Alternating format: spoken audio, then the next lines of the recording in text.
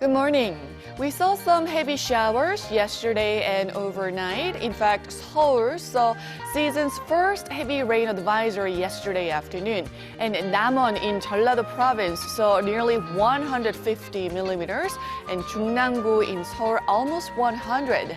And right now, rain clouds are dropping showers on parts of Seoul and Gangwon-do Province. Meanwhile, Goseong-gun in Gangwon-do Province are under a heavy rain advisory, seeing showers more than 30 millimeters in an hour. And do expect to see passing showers across much of the country through tonight again, so keep an umbrella handy. Temperature-wise, we will notice rise in temperature readings. It's going to be 3 to 4 degrees higher than yesterday, but passing showers could help to bring down highs a bit.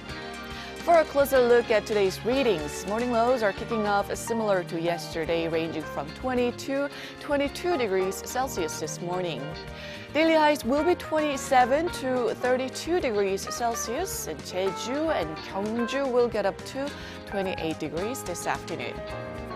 That's Korea for you, and here's the international weather for viewers around the world.